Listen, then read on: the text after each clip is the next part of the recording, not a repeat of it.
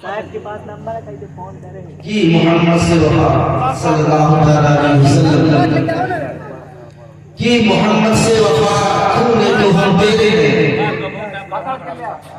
कि मोहम्मद से वफा तूने तो हम तेरे हैं। ये जहां चीज है क्या लहो कलम तेरे हैं, ये जहां चीज है क्या लहो कलम तेरे हैं। मोहतरम अल्लाह तबारक व तआला कुरान मुक़द्दस में इरशाद फरमाता है, ऐ महबूब मैंने तुमको सारे जहान के लिए रहमत बनाकर भेजा। बेशक मुस्तफा सल्लल्लाहु अलैहि वसल्लम से कब अल्लाह तबारक व तआला ने 1,24,000 कमो बेश 2,24,000 पैगंबर इस्लाम की दुनिया में पैदा फरमाया। अल्लाह ने अपने महबूब को सबसे आखिर में पैदा फरमाया, आखिरी नबी बनाया। जब मेरे आका सल्लल्लाहु अलैहि वसल्लम इस दुनिया में तशरीफ लाए तो सहाबाए किराम बहुत होशियार थे। सहाबाए किराम नबी की बारगाह में हाजिर हुए, कहा या रसूल अल्लाह, अल्लाह तबारक व तआला ने जो सबसे पहले चीज बताई वो कौन सी चीज है? तो मेरे आका ने फरमाया अव्वलु मा खलक़ अल्लाहु नूरी, ऐ मेरे सहाबा परवरदिगार ने जो सबसे पहले कोई चीज को पैदा फरमाया है हमारे नबी के नूर को पैदा फरमाया है। तो सहाबा ने फरमाया या रसूल अल्लाह, जब अल्लाह तबारक व तआला ने आपके नूर को सबसे पहले पैदा फरमाया, कब पैदा फरमाया? तो नबी इरशाद फरमाते हैं कि परवरदिगार ने मेरे नूर को उस वक्त पैदा फरमाया कि न जमीन की न आसमान था, न जान का न सूरज था, न दरिया का न समंदर था, न शजर व हजर महल पर खुशबू तक सारी कायनात में कोई एक जर्रा भी न था। उस वक्त से पहले मेरे अल्लाह ने तुम्हारे नबी के नूर को पैदा फरमाया। तो सहाबा ने पूछा या रसूल अल्लाह, जब अल्लाह ने आपके नूर को पैदा फरमाया तो न होती न जन्नत थी, न दोज़ख न जहन्नम था, न कोई चीज थी, न आगा तक कुछ थी, कोई चीज न थी। तो या रसूल अल्लाह, जब अल्लाह ने आपके नूर को पैदा फरमाया तो रखा कहाँ? जब कोई जगह न थी तो या रसूल अल्लाह रखा कहाँ? तो मुस्तफा सल्लल्लाहु अलैहि वसल्लम ने इरशाद फरमाया, ऐ मेरे सहाबा, अल्लाह तबारक व तआला दुनिया को वजूद में लाने से पहले मेरे नूर को 90 लाख साल पहले पैदा फरमा चुका था और मेरा नूर खुदा की ज़ात का तवाफ करता रहा। मेरा नूर खुदा की ज़ात का तवाफ करता रहा। मेरा नूर उस वादों की ज़ात का तवाफ करता रहा।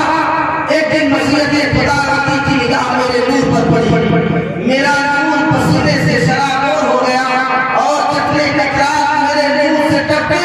अल्लाह तबारक व तआला ने अपने नबी पैदा फरमाया। तुम्हारे मुस्तफा की वो शान है। और बहुत सारे हमारे इस्लामी भाई पूछते हैं कि तुम्हारे पास क्या करने हैं नबी की मिलाद कराने के लिए? ये अपने घरों को ये क्यों सजाते हो? अरे मेरे नौजवानों, अल्लाह तबारक व तआला ने अपने मुस्तफा की रहमत में पूरी दुनिया को सजा दिया कि अपने खर्च माफ कर रहे हो। अल्लाह तबारक व तआला ने अपने नबी को पैदा फरमाया और परवरदिगार ने फरमाया कि मैंने आसमान को बनाया अपने महबूब के सदके में, मैंने जमीन का बिछौना बिछाया अपने महबूब के सदके में, मैंने कायनात को पैदा किया अपने महबूब के सदके में, मैंने चांद को चांदनी दी महबूब के सदके में, मैंने सूरज को रोशनी दी महबूब के सदके में, मैंने आसमान के सितारों को सजाया महबूब के सदके में। यहाँ तक कि मैंने महबूब की आमद में खुशी में मैंने दुनिया में सजा दिया। अगर खुदा की कसम, अगर मुझे अपने महबूब को पैदा करना दुनिया में मैसर न होता मैं अपने आप को नहीं करता। अल्लाह तबारक व तआला ने अपने महबूब को इसलिए पैदा फरमाया ताकि मैं पहचाना जाऊं। अल्लाह तबारक व तआला ने अपने महबूब से इरशाद फरमाया, ऐ पैगंबर तुम ऐलान कर दो गलियों में ऐलान कर दो, कुल इन्नमा अना बशरुम मिस्लुकुम। और बहुत सारे लोग इतराज करते हैं कि नबी हमारी तरह है, नबी हमारे बड़े भाई हैं। अरे मुसलमानों, तारीख उठा कर देखो, नबी तुम्हारे बड़े भाई हैं, तुम्हारे छोटे भाई हैं। वो जिसके मुंह में आता कहते हैं मुस्तफा की शान में मेरे दोस्तों इससे गुस्ताखाना जुमले इस्तेमाल करते हैं, वो कम से कम वो लोग जो नबी की शान में जर्रा बराबर भी अगर वो गुस्ताखी करे। अल्लाह ने हमारे प्यारे ने अपने महबूब को पैदा फरमाया, तो पैगंबर ने अपनी बशरियत में इसलिए ऐलान किया तो जिहादत का दौर लोग मुस्तफा सल्लल्लाहु अलैहि वसल्लम को मक्के की गलियों में सताते थे, आपकी राहों में कूड़े करके डाले जाते थे, आपकी राहों पर कांटे बिखेरे जाते थे, आपके जिस्म पर वज़नियां फेंकी जाती थी। लेकिन पैगंबर ने इरशाद फरमाया, ऐ लोगों, तुम मुझे नबी नहीं मानते मत मानो, तुम मुझे रसूल नहीं मानते मत मानो, लेकिन कम से कम अपनी बराबर का हक तो मुझे दो, अपनी तरह का मुझे समझो।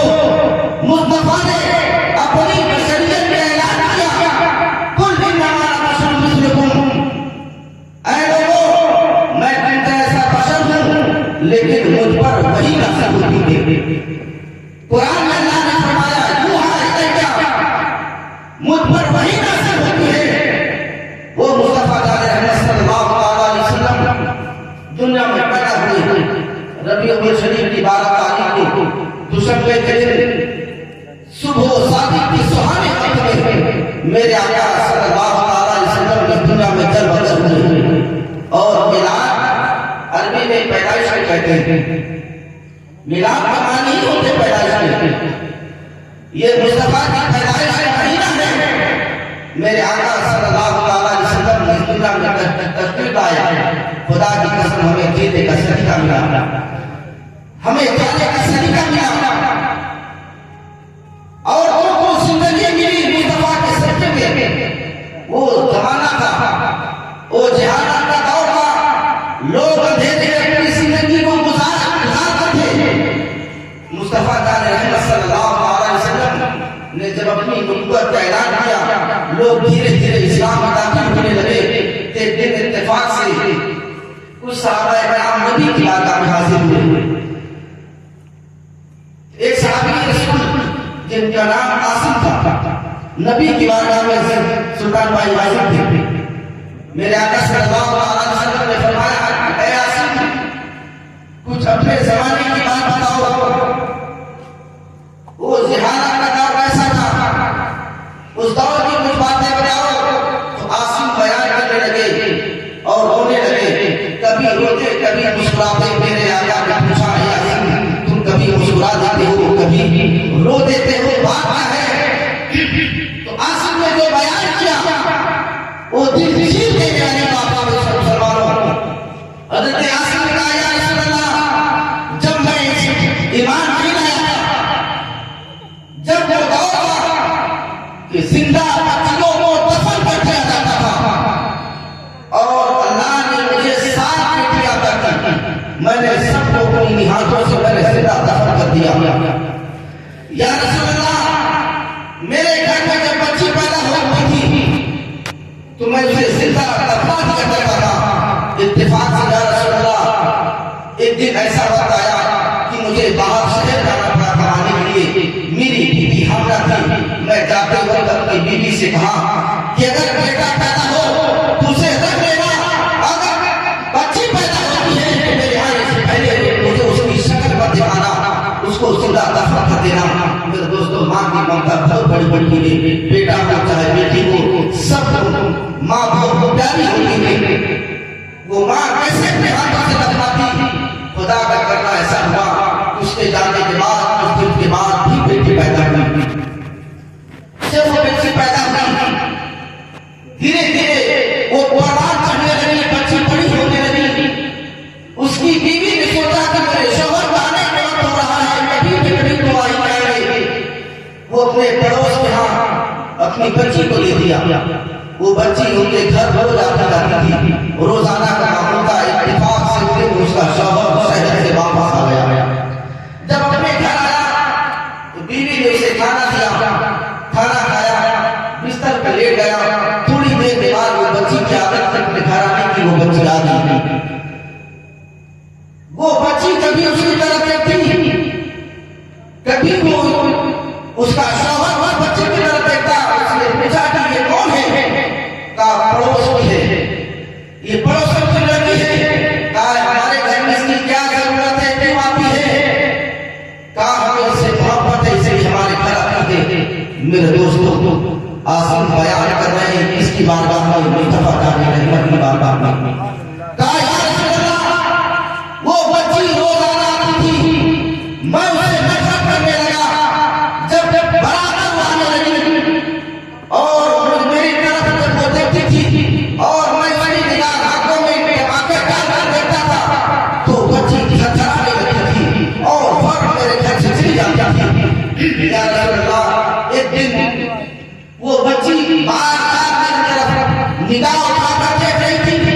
मैंने खड़ी खड़ी निगाह से उस बच्ची की तरफ देखा, मेरा दिल पानी पानी हो गया।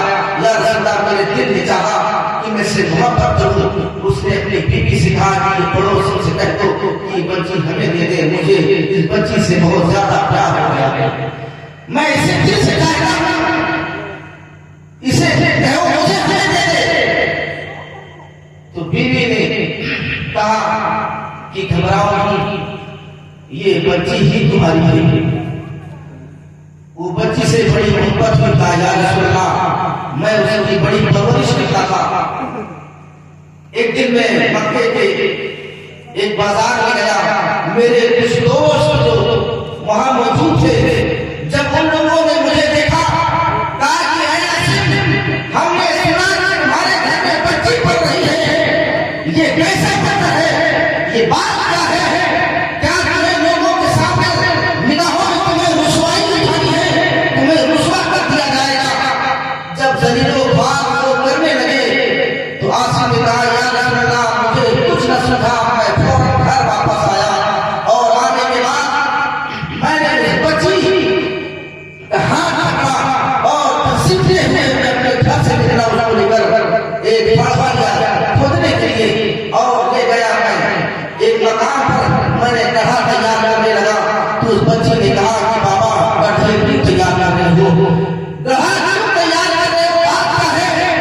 मैंने कहा कि गड्ढा तैयार किया, तैयार करने के बाद मैंने उसी बच्ची को उस गड्ढे में डाल दिया। डालने के बाद मैं मिट्टी ऊपर से डालने लगा। जब मुझे मिट्टी आ गई तो चीख कर पुकारती थी, मेरे कान में एक आवाज आती थी कि ऐ आसिम, इतना बड़ा शुक्र मत करो, कल क़यामत के दिन तुम्हें खुदा की बारगाह में मुझे दिखाना है। या रसूल अल्लाह, मैं उस बच्ची को जिंदा दफन कर दिया। आज तक उस बच्ची की आवाज मेरे कानों में टकराती है तो मेरे आंखों से आंसू आ जाते हैं। या अल्लाह, मैं अंधेरे में था। या रसूल अल्लाह, आप आए, हमें जिंदगी मिल गई, हमें जिंदगी जीने का ढंग मालूम हो गया। तो मेरे आका सल्लल्लाहु अलैहि वसल्लम ने फरमाया, ऐ आसिम, जो तुम्हारे कान में आवाज पूछी थी कि ऐ आसिम ठहर जाओ, इतना बड़ा शुक्र मत करो, वो कौन सी आवाज थी? तो हजरत आसिम कहते हैं या रसूल अल्लाह, वो आवाज मैं नहीं पहचानता। मेरे आका सल्लल्लाहु अलैहि वसल्लम ने फरमाया कि ऐ आसिम, जो तुम्हारे कान में आवाज टकरा रही थी उस वक्त मैं मक्के में पैदा हुआ था। सुभान अल्लाह, मुस्तफा सल्लल्लाहु अलैहि वसल्लम रहमत बनकर आए। ये नहीं सोचना चाहिए कि मुस्तफा हमारे लिए सिर्फ रहमत है, दुनिया में सबके लिए अल्लाह तआला ने मुस्तफा को रहमत बनाकर भेजा, रहमतुल लिल आलमीन बनाकर भेजा। मेरे आका सल्लल्लाहु अलैहि वसल्लम इस दुनिया में तशरीफ लाए।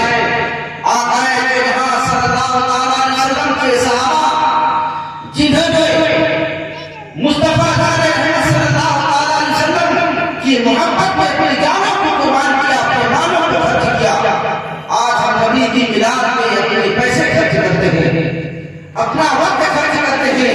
ये मोहब्बत का तकाजा होता है। जब मोहब्बत दिल में होती है तो मेरे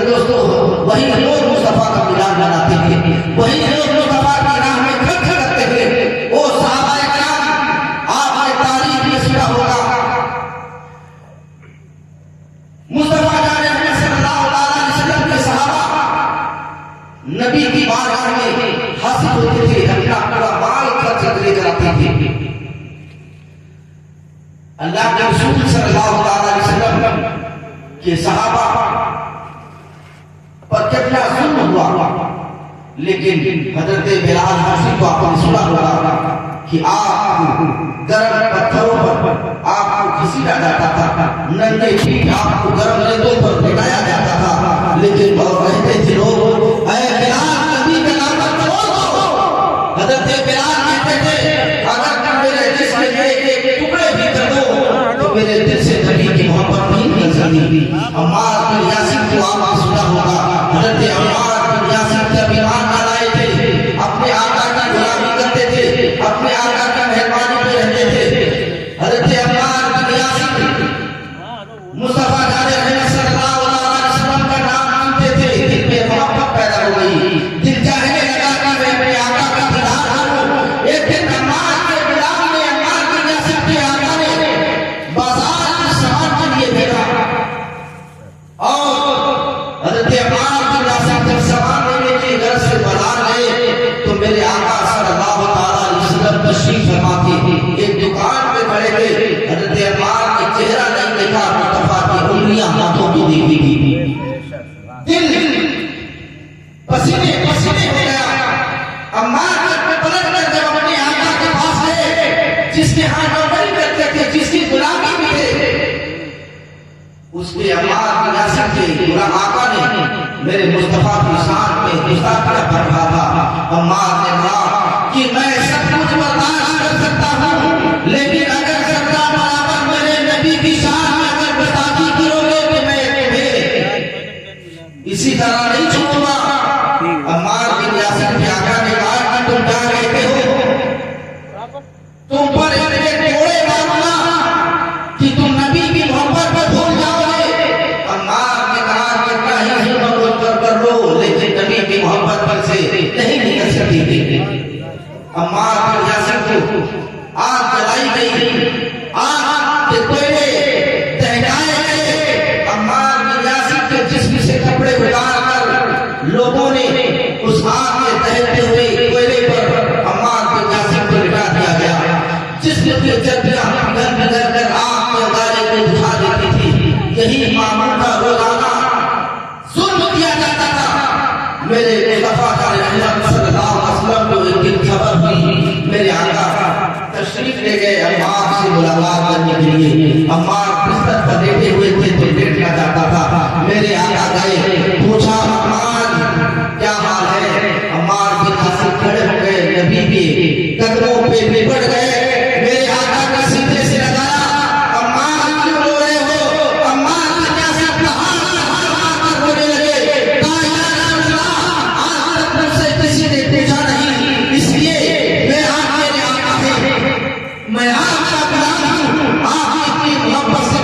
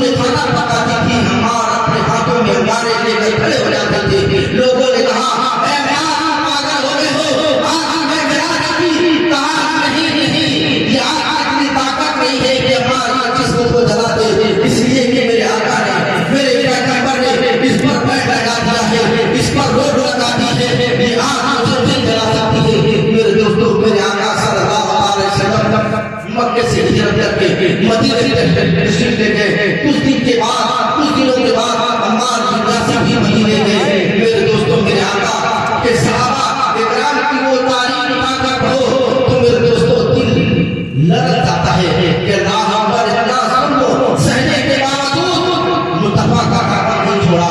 आज हम भी ये दावा करते हैं कि हम मुसलमान हैं, हम नबी के चाहने वाले हैं। मेरे दोस्तों, आज अजान सुनकर हम मस्जिद नहीं जाते हैं, अजान सुनकर हम बिस्तर पर नहीं छोड़ते हैं। मेरे दोस्तों, जिस अजान को सुनकर इमाम हुसैन ने कटो बदलना करते हुए चेहरा में यजीदियों को बधाई नहीं करती, जिस अजान को सुनकर हुसैन ने दुश्मनों को लड़ाई नहीं करती, जिस अजान को सुनकर हुसैन ने उन यजीदी भेड़ियों को काट कर दिया। मेरे दोस्तों, अजान सुनी, हुसैन ने लड़ाई नहीं कर दी। आज अजान को सुनकर मरनी दुकान नहीं कर सके, आज अजान को सुनकर मरनी अपना मकान नहीं कर सकते। मेरे दोस्तों, अल्लाह तबारक व तआला की बारगाह